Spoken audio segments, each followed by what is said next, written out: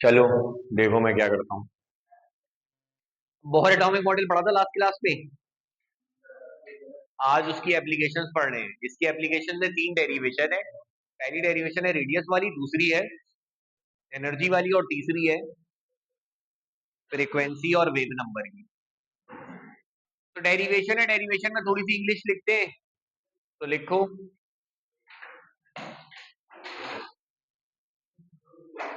Consider a hydrogen atom. हाँ, रुकना था क्या?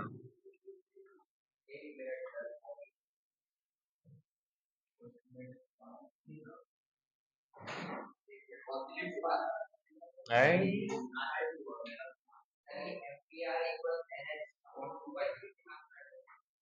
आए। हाँ।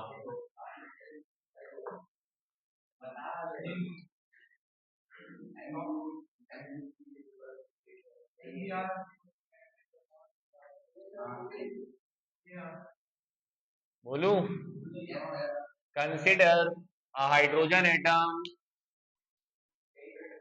in which an electron consider a hydrogen atom in which an electron having mass, मास का सिंबल लिख लो आगे। एन ही नहीं, एन, हैविंग मास, मास का सिंबल लिख लो ना आगे। ए? अच्छा, एम कॉमा चार्ज, चार्ज का सिंबल। इलेक्ट्रॉन के चार्ज को, चार्ज का वैसे क्यू होता है लेकिन इलेक्ट्रॉन के चार्ज को ई बोला जाता है, छोटा ई। तो हैविंग चार्ज ई, अरे मतलब having mass m comma charge e is moving with velocity e, charge का सिंबल लिख लो e, कौन सा ई? छोटा E. Is moving with velocity v, is moving with velocity v around a nucleus, around a nucleus.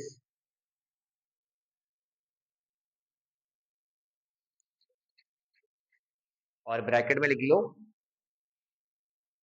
Having charge Z E, nucleus के charge को अपन ने जेड ई बोल दिया। न्यूक्लियस के चार्ज को जेड ई क्यों बोले, बात समझे या नहीं समझे? न्यूक्लियस में किस पे चार्ज होता है? न्यूक्लियस के अंदर कौन सा पार्टिकल है जिस पे चार्ज होता है? प्रोटॉन पे कितना चार्ज होता है? कितना इलेक्ट्रॉन पे होता है? और सिर्फ इतने इलेक्ट्रॉन पे नेगेटिव होता है, प्रोटॉन पे लेकिन वैल्यू सेम होती है, मैग्नीट्यूड सेम होता है, 1.6 एक्सपोनेंट माइनस 90। सही है। तो इलेक्ट्रॉन के चार्ज को अपन ने क्या सिंबल दिए है? तो प्रोटॉन का चार्ज भी ई हो जाएगा। अब फॉर एग्जांपल न्यूक्लियस में 10 प्रोटॉन है, तो उस ई को मल्टीप्लाई करूंगा 10 से ना। एक प्रोटॉन के चार्ज को टोटल नंबर ऑफ प्रोटॉन से मल्टीप्लाई करेंगे तो आपके पास न्यूक्लियस का टोटल चार्ज आ जाएगा। एक चीज की प्राइस पता हो, उसको टोटल नंबर से मल्टीप्लाई करोगे तो पूरे की प्राइस आ जाएगी ना। एक अंडा मैं कहूँ 40 रुपए का है, 10 अंडे कितने के होंगे तो उसको 10 से मल्टीप्लाई कर दो। तो एक प्रोटॉन का मास ई है। अब न्यूक्लियस में जितने प्रोटॉन होते हैं उससे मल्टीप्लाई कर दोगे तो पूरे न्यूक्लियस का चार्ज आ जाएगा। न्यूक्लियस में कितने प्रोटॉन होते हैं? जेड। जेड किसका सिंबल होता है? वालेकुम। जेड किसका सिंबल होता है? एटॉमिक नंबर का। एटॉमिक नंबर क्या बताता है? नंबर ऑफ प्रोटॉन के। तो इस तरह से हमने न्यूक्लियस के चार्ज को जेड का है। ब्रैकेट बंद कर दी, आगे लिखो at a distance, at a distance, distance का सिंबल लिख लो आगे, at a distance R, symbol रखा। हाँ, ब्रैकेट बंद करने के बाद ना आगे ब्रैकेट बंद कर चुके हो। रिपीट कर देता हूं मैं। Consider hydrogen atom in which an electron having mass m, charge e is moving with velocity v around a nucleus, bracket में लिख लो हैविंग चार्ज Ze, ब्रैकेट बंद कर दो, न्यूक्लियस के चार्ज को Ze कह दिया अपन ने। Eight a distance r, r का सिंबल छोटा, अब अबे क्या कर दूं पूरा, इसके बाद एट अ डिस्टेंस आर, सही है। अब सुनो, न्यूक्लियस पे पॉजिटिव चार्ज है, इलेक्ट्रॉन पे नेगेटिव चार्ज है, दोनों एक दूसरे को अट्रैक्ट करेंगे। तो दो चार्जेस के बीच अट्रैक्शन को कौन सा लॉ डील करता है? कौन सा लॉ जो दो चार्जेस के बीच फोर्स ऑफ अट्रैक्शन की बात करता है? Coulomb's law. तो लगाएंगे Coulomb's law. According to Coulomb's law, Coulomb by का फॉर्मूला पता है? हाँ, तस्वीर बना देना, फिर पहले समझ लो ना, फिर छपाई लगा लेना, पहले समझ लो। कूलम बाई का फॉर्मूला पता है? किसको याद है? कूलम भाई ने क्या फॉर्मूला दिया था? F इजिकल टू के Q1 Q2 upon R square. याद है फॉर्मूला सबको या नहीं है? देख लो। हेयर Q1 होता है पहला चार्ज, Q2 होता है दूसरा चार्ज। तो यहाँ एक चार्ज न्यूक्लियस है, दूसरा चार्ज इलेक्ट्रॉन है, तो किसी भी एक को Q1 कह दो, किसी भी दूसरे को Q2 कह दो। मैं न्यूक्लियस को Q1 कह रहा हूँ, तो Q1 कितना हो जाएगा? और Q2 आप उल्टा भी कर सकते हो, कोई मसले वाली बात नहीं है। और K अगर तुम लोग को पता हो, 9 में मैट्रिक में कब पढ़ा था कूलम्स लॉ? तो पता हो अगर K किसके बराबर होता है? हाँ, 1/4 pi epsilon not, where epsilon not कहलाता था परमिटिविटी ऑफ फ्री स्पेस। हाँ, इन एयर फ्री स्पेस यानी वही। तो क्या फार्मूला बन जाएगा? F इजिकल के की जगह 1/4 पाई एप्सिलॉन नॉट, Q1 की जगह ZE, Q2 की जगह E अपाउन। तो ये बन गया F is equal 1/4 pi absolutely not ZE square upon R square. क्या करा दो, करा दो, या लगे रहने तो क्या जाने का, अच्छा लग रहा। नहीं नहीं, कुछ नहीं करना, लेकिन सही, अच्छा नहीं लग रहा। सही है, मुझे ऐसी लिखने की आदत है, तुम लोग हटा देना, हटाना चाहो तो। अब इलेक्ट्रॉन घूम रहा है, किसी भी चीज को घुमाने वाली फोर्स का नाम होता है सेंट्रीपिटल फोर्स। और सेंट्रीपिटल फोर्स खुद कोई फोर्स नहीं होती, कोई फोर्स होती है जो सेंट्रीपिटल फोर्स का काम कर रही होती है। जैसे अगर मैं पत्थर को रस्सी में डाल के घुमा रहा हूँ, पहले समझ तो लो बे, फिर छपाई लगा लेना ना, पहले समझ तो लो। अगर मैं पत्थर को रस्सी में डाल के घुमा रहा हूँ, मत सुन लो ना, पत्थर को रस्सी में डाल के घुमा रहा हूँ, तो यहाँ सेंट्रीपिटल फोर्स कौन है? हाथ नहीं ना, अगर रस्सी काट दूं हाथ से ऐसे तो घुमाता रहूं, तो घूमेगा क्या पत्थर? हाँ, रस्सी है ना, रस्सी घुमा रही है, रस्सी की वजह से घूम रहा है ना, रस्सी काट दूं तो। अरे यार, तो हाँ, रस्सी होगी तो घूमेगा ना, बगैर रस्सी के पत्थर को रस्सी से बांधा है जब भी तो घूम रहा है ना। तो यहाँ सेंट्रीपिटल फोर्स कहाँ से मिल रही है आपको? रस्सी से। और रस्सी में कौन सी फोर्स होती है?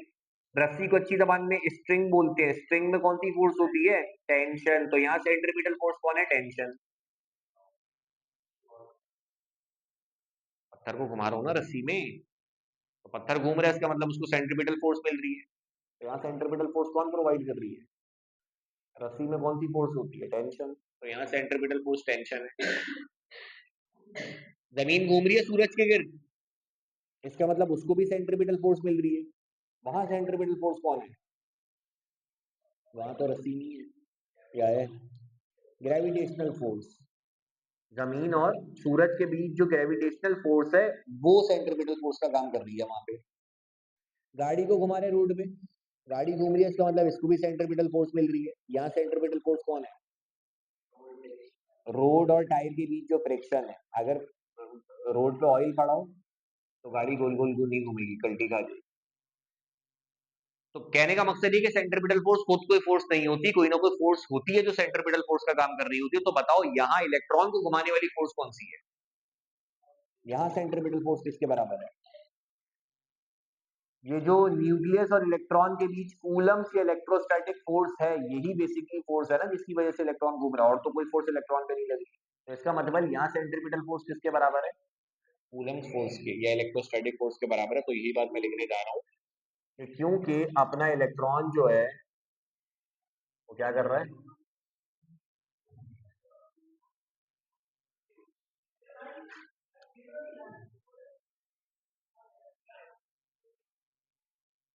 अपना इलेक्ट्रॉन जो है वो क्या कर रहे हैं, न्यूक्लियस के अराउंड घूम रहे हैं। इसका मतलब इसको सेंट्रीपिटल फोर्स मिल रही है। यहाँ सेंट्रीपिटल फोर्स किसके बराबर है? इलेक्ट्रोस्टैटिक या फिर कूलम्स फोर्स के। सेंट्रीपिटल फोर्स का फॉर्मूला तो याद ही होगा, याद है अहमद? क्या बात कर रहे हो यार, एम आर। अबे क्या कर रही हो,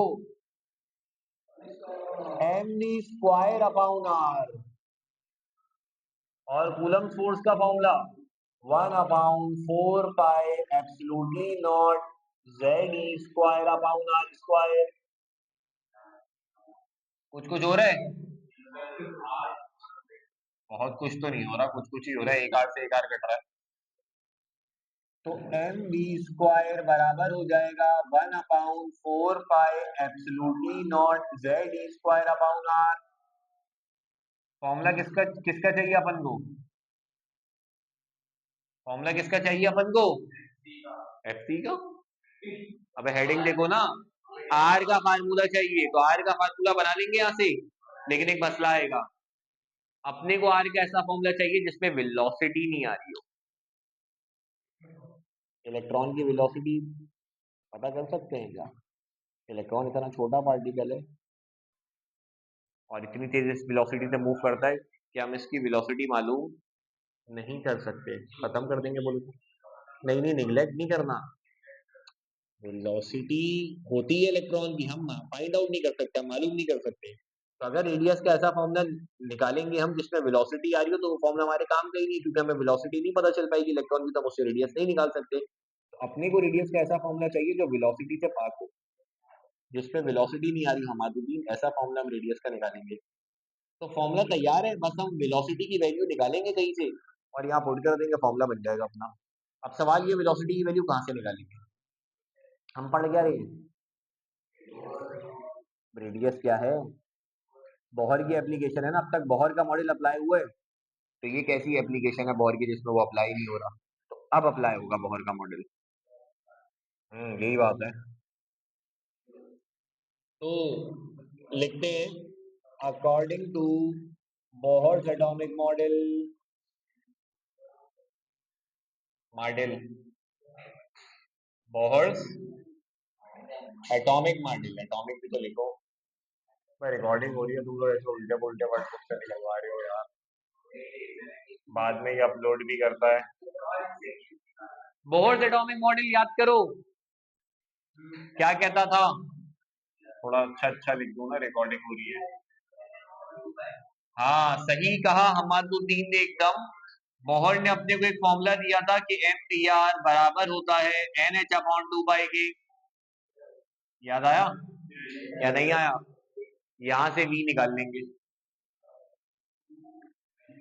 तो बताओ वी किसके बराबर आ जाएगा? Upon M R. ये पुट कर दो, इक्वेशन 1 का नाम दे दो इसको, और बोल दो put the value of v in equation 1। तो इक्वेशन 1 क्या बन जाएगी? एम एस हीरा, बी की जगह N H upon 2 pi M R का square is equal to 1/4 pi absolutely not Z E square upon R. अरे स्क्वायर तो था ना हसन खान, वी पे स्क्वायर नहीं था। ये वैल्यू हमने वी की निकाली है, जब उसको यहाँ पुट करेंगे तो उसके बाद स्क्वायर भी तो करेंगे ना, या नहीं? वैल्यू किसकी निकाली अपन ने? तो वी की जगह पुट होगी ना, स्क्वायर तो एज इट इज आएगा। अब खोल लो, एम ऐसी रहा, स्क्वायर खोल लोगे ना, एन स्क्वायर एच स्क्वायर अपाउंड 4 हो जाएगा ना यार। टू कौन कह रहा था? टू किससे बोला है? अबे Ali, is equal to 1 upon 4 pi absolutely not Z E square upon are.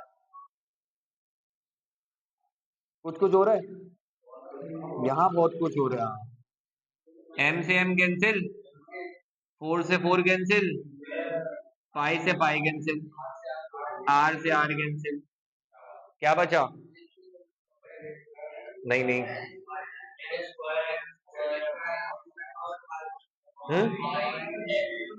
N square H square upon pi M R is equal to Z, बस ना, Z E square upon epsilon not.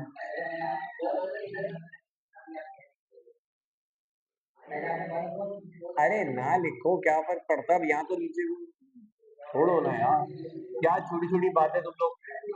तो आर का फार्मूला सुनो, are का formula आपके पास आ गया, M square H square absolutely naught upon pi M Z E square.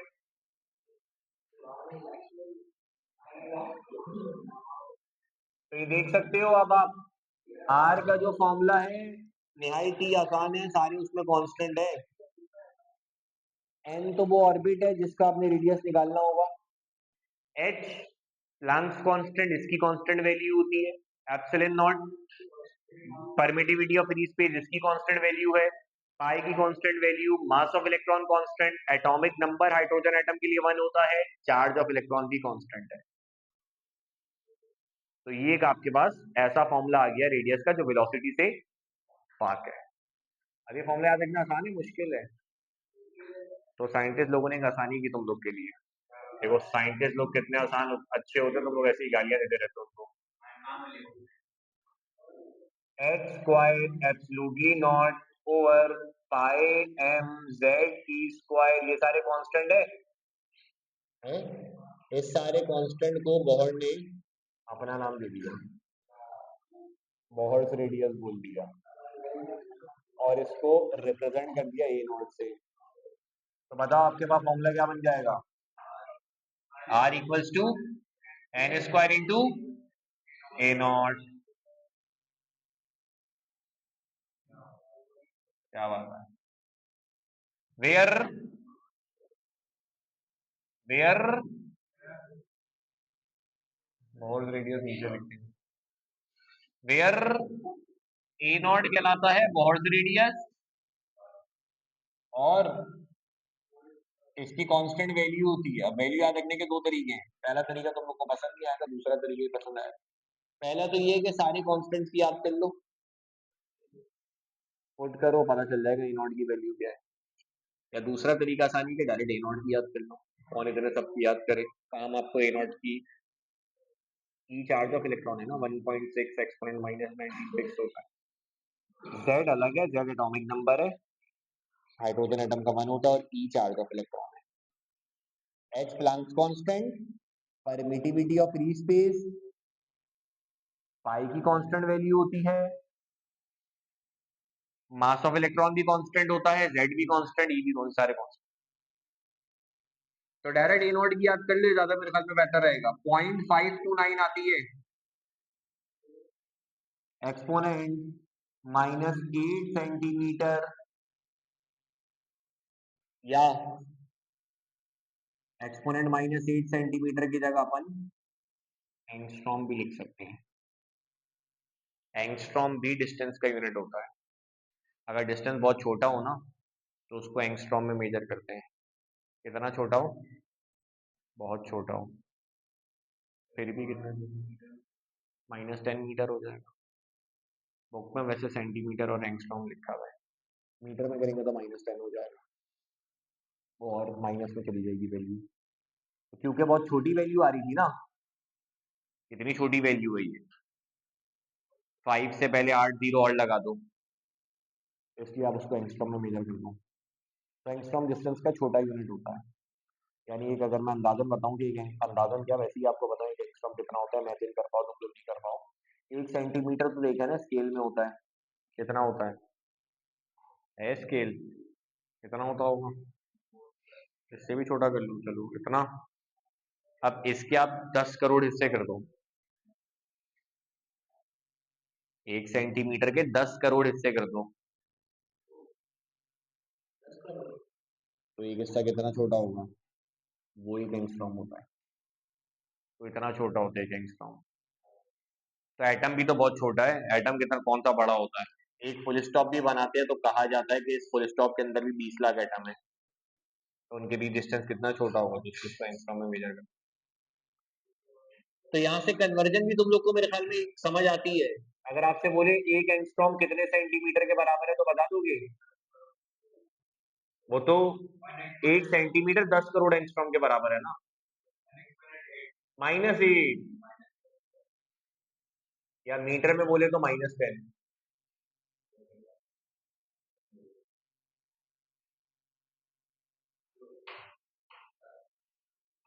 ठीक है, यानी एक एंगस्ट्रॉम जो होता है वो 1 सेंटीमीटर का 10 करोड़वां हिस्सा होता है।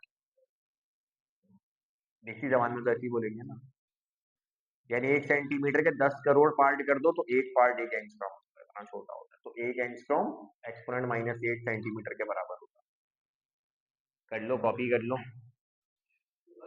नहीं नहीं, हाँ स्टॉप कर दो जब तक तुम लोग न्यूमेरिकल करोगे इसका दूसरा शॉर्ट, दूसरे शॉर्ट में बना लेंगे। स्टॉप ही कर देना ताकि छोटी, नहीं नहीं नहीं, चलो भाई देखो मैं क्या करता हूँ। दूसरी एप्लीकेशन है बोहर की, वो है एनर्जी वाली। अब ये भी डेरिवेशन है, तो डेरिवेशन में सबसे पहले होगी इंग्लिश और तस्वीर। इंग्लिश और तस्वीर सेम है, रेडियस वाली लिख दो और तस्वीर बना दो। अबे यार क्या कर रहे हो हिम्मत, तस्वीर के ही तो सारे, रेडियस वाली इंग्लिश लिख दो और वही तस्वीर बना दो। मतलब आंदा आगे का तो चेंज है ना। अबे यार हमादुद्दीन, क्या करते हो तुम लोग, कमाल करते हो पांडे जी। हाँ तस्वीर सेम है, सेम सेम बट डिफरेंट।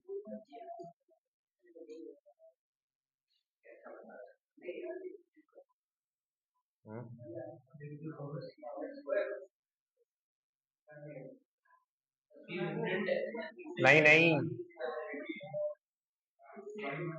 तस्वीर इज सेम। नहीं बनाओ, वही बना दो, या वहां भी बना, ये लो हटा दिया, और बोलो। बस 10 या 10, बस या 10,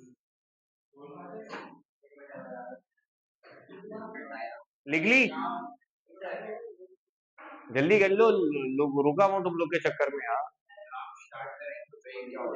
रेडियस वाली इंग्लिश लिख दो ना, और तस्वीर भी वही बना दो यार, तुम लोग को एक बारी में समझ क्यों नहीं आता, मुझे बताओ।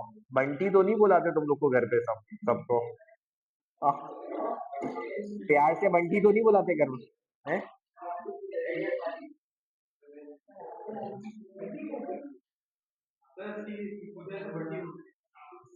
इसीलिए बोलती थी, लिख ली इंग्लिश। हाँ और तस्वीर, आगे चले, पक्की बात है। चलो फिर आओ, देखो मैं क्या करता हूँ। इलेक्ट्रॉन घूम रहा है, तो कौन सी एनर्जी है जो बॉडी को मूव कराती है, मैकेनिकल एनर्जी। जब भी कोई बॉडी मूव करती है तो उसके अंदर मैकेनिकल एनर्जी होती है, मशीन्स वगैरह जब चल रही होती है, मूव कर रही होती है, तो जो इन मशीन वगैरह के बारे में जो पढ़ता है वो मैकेनिकल इंजीनियरिंग में जाके पढ़ता है ना। तो मैकेनिकल एनर्जी बेसिकली वो एनर्जी होती है जो बॉडी में मोशन की वजह से होती है। जब भी कोई बॉडी मूव करती है तो उसके अंदर मैकेनिकल एनर्जी होगी। तो इलेक्ट्रॉन मूव कर रहा है, इसके अंदर जो एनर्जी होगी वो मैकेनिकल एनर्जी होगी, जो कितनी तरह की होती है, कौन कौन सी। तो इलेक्ट्रॉन की जो एनर्जी है यहाँ पे वो बराबर होगी पोटेंशियल प्लस काइनेटिक। तो हमने क्या कर दिया, पोटेंशियल और काइनेटिक एनर्जी की वैल्यू यहाँ पुट कर दी है, आ जाएगी हमारे पास इलेक्ट्रॉन की। पोटेंशियल एनर्जी का फॉर्मूला बताओ। क्या बात कर रहे हो? ये किसने बताया तुम लोगों को?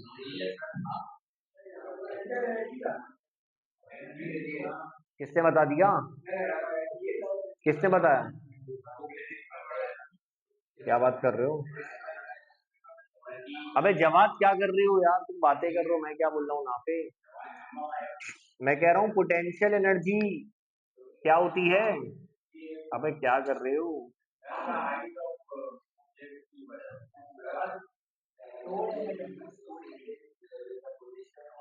अबे तो रट्टा मार के बता रहे हो तुम, ये तो कोई भी बता देगा।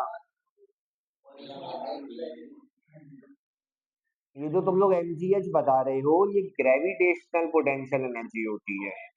मैं सिंपली तुम लोगों से पोटेंशियल एनर्जी पूछ रहा हूँ। अरे यार क्या कर रहे हो तुम लोग?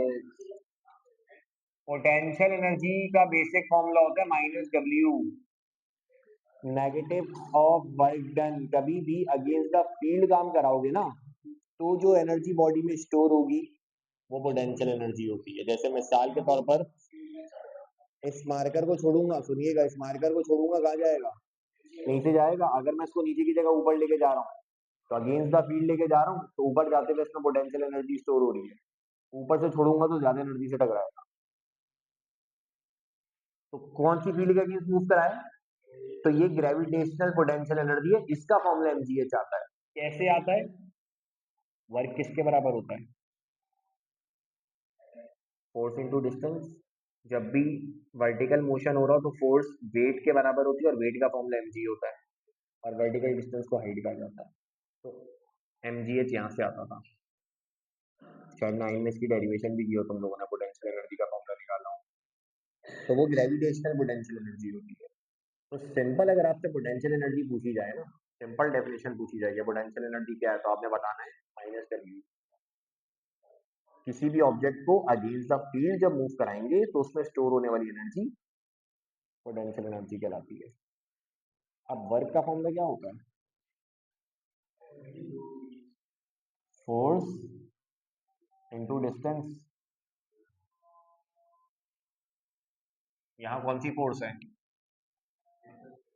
जिसका फॉर्मूला भी पीछे निकाला अपन ने? क्या निकला था? 1/,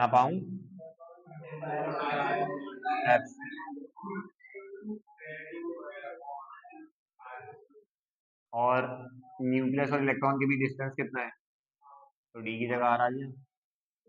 तो पोटेंशियल एनर्जी किसके बराबर आ गई? एक आर से एक आर कैंसिल ना। अबे यार नहीं करो ऐसा, मेरे को आदत है। वहां आदत नहीं थी ना। हाँ, वहां आदत नहीं थी ना मुझे। यहाँ आदत है, अब मैं क्या करूँ? जहाँ आदत है वहां मैं वैसे लिख रहा हूँ, जहाँ नहीं आदत वहां मैं वैसे लिखूंगा। तुम लोग को जैसे आदत हो वैसे लिख देना, परेशानी वाली क्या बात है? तो ये आ गया आपका पोटेंशियल एनर्जी। सही है। अब बारी है किसकी? काइनेटिक एनर्जी की। तो काइनेटिक एनर्जी का फॉर्मूला होता है हाफ एम वी स्क्वायर, लेकिन एक मसला है। हाँ, हमें ऐसा काइनेटिक एनर्जी का फॉर्मूला चाहिए जिसमें वेलोसिटी नहीं आ रही हो, बिकॉज हमें इलेक्ट्रॉन की वेलोसिटी नहीं पता होती। तो दोबारा वही काम करते हैं। मैं लिखता हूं कि since electron is revolving around nucleus,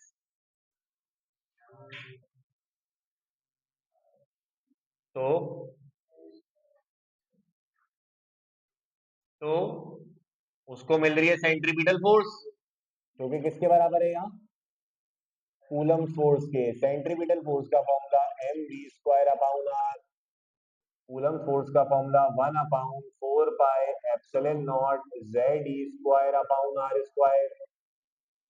कुछ कुछ हो रहा है? क्या बचेगा? क्या बचेगा? M V square is equal to 1/4 pi absolutely not Z E square upon R. इसको पुट कर दो वहां, वहां पुट कर दो ना। तो इक्वेशन ए क्या बन जाएगी? पूरा एम वी स्क्वायर ही पुट कर दो ना। काइनेटिक एनर्जी बराबर हो जाएंगी हाफ mv² की जगह 1/4 pi absolutely naught z⁴ upon r। हाँ, आप मिला देते हैं ना, ये लो और बोलो। काइनेटिक एनर्जी बराबर है 1/8 हो जाएगा। अरे 1 नहीं हटेगा। सही है। तो काइनेटिक एनर्जी और पोटेंशियल एनर्जी की वैल्यू फॉर्मूले में पुट कर दो, तो क्या बन जाएगा फार्मूला? एनर्जी बराबर है पोटेंशियल एनर्जी की जगह minus 1/4 pi absolutely naught z⁴ upon r। Full kinetic energy क्या है?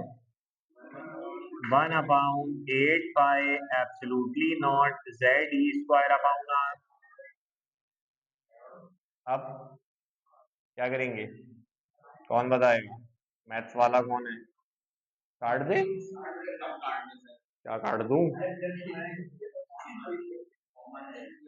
कॉमन ले लेंगे। सही जवाब दिया। नाफे आज पढ़ रहा है यार, तालियां होनी चाहिए नाफे के लिए। कॉमन क्या आ रहा है? कॉमन क्या आ रहा है? कॉमन क्या आ रहा है? शेप से बस कॉमन क्या आ रहा है बता नहीं दो। आर्यन, आर्यन कॉमन क्या आ रहा है? z⁴ upon 4 pi absolutely not into r।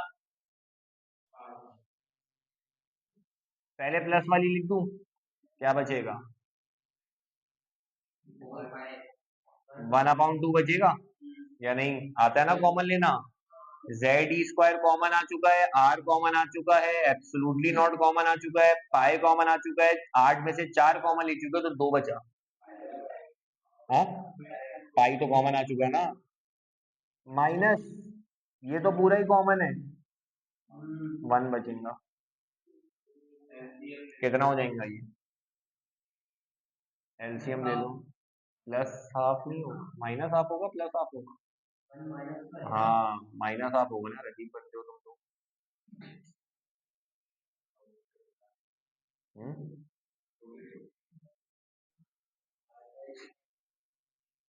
क्या हो जाएगा बता नहीं रहे हो? जेड ई हाँ, चलो छाप देता हूँ, चलो छाप देता हूँ। -1/2 हो जाएगा। और फिर -z⁴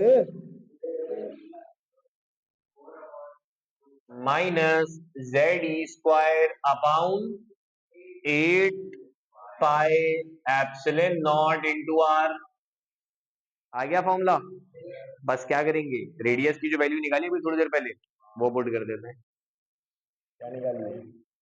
put r is equal n² h² absolutely not over pi mz²। लिखते हैं ना, देखो तो सही, देखो मैं क्या करता हूँ, देखो मैं क्या करता हूँ। अरे यार क्या कर रहे हो? 8 ऐसी रहा, पाई ऐसी रहा, एब्सोल्युटली नॉट ऐसी रहा। r की जगह इसकी वैल्यू आ जाएगी। क्या है r की value? n² h² absolutely not upon pi mz²।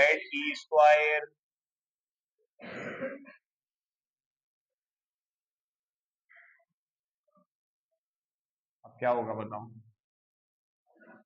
हम्म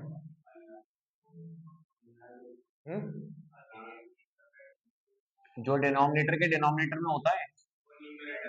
ओए होए, लेवल की कर दी।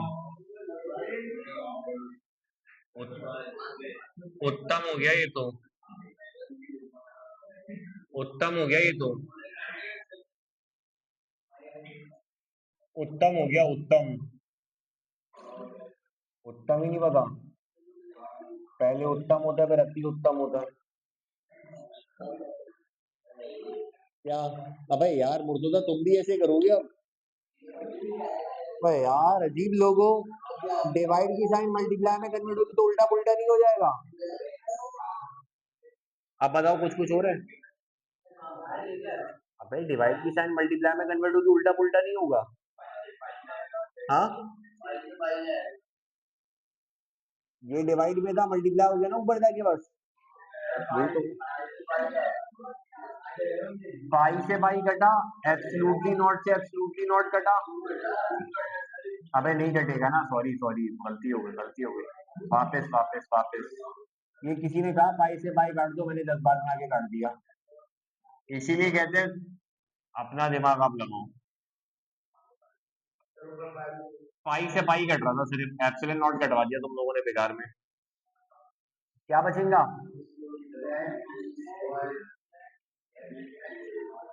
M Z square E4 upon 8 absolutely not का स्क्वायर एन स्क्वायर। ये आ गया आपके पास एनर्जी का फॉर्मूला। कैसा? अबे क्या काम क्या करना है, वही फ्लो फ्लो में चलते रहना, को मुश्किल है क्या? बस कंप्यूटर वाले से पूछ लो, मुश्किल है ये? देखो वो भी बोल रहा था हमें।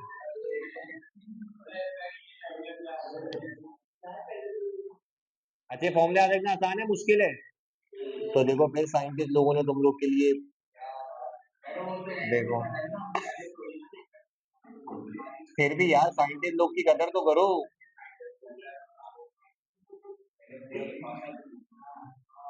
फिर आसान भी तो कर देता है ना यार, ये नहीं देख रहे हो तुम लोग यार। लेकिन इसको के बोल दिया यार, लेकिन तुम लोग नेगेटिव, हर चीज में नेगेटिव चीज देखते हो, पॉजिटिव भी तो देखो कि यार आसान कर दिया एंड में फॉर्मूला। ई सारे कांस्टेंट याद करने पड़ते तुमको, सिर्फ के याद कर रहे हो, आसान नहीं है। तो क्या फॉर्मूला बन गया? के अपॉन वेयर वेयर क्या बच्चे, ये ये ये ये ये ये पूरा के हो गया, तो इस पूरे की जगह किया आ गया, नीचे एन स्क्वायर आ गया। बता तो दिया, सारे कांस्टेंट है ना, वो के हो गए। एन कांस्टेंट थोड़ी होगा, एन तो सवाल में गिवन होगा कि पहला है, दूसरा है, तीसरा है, चौथा है, पांचवा है। बाद में बोले तो वैल्यू बाद में लिखो, क्या फर्क पड़ता है? के की वैल्यू होती है 2.18 एक्सपोनेंट -18 जूल पर एटम। वैल्यू आसान है मुश्किल है? तो इसको भी साइंटिस्ट लोग ने आसान कर दिया, तो तुम डायरेक्ट ये वैल्यू याद कर लेना और बोलो। तो डायरेक्ट ये वैल्यू याद कर लो ना तुम लोग, न्यूमेरिकल में भी ये वैल्यू पुट होगी 1313.3। छापो और एग्जाम्पल 2.2 कर लो, ये फॉर्मूला लगेगा। अबे ये फॉर्मूला लगेगा, अबे ये फॉर्मूला लगेगा, बस स्टॉप कर दो। अरे चंदा मेरे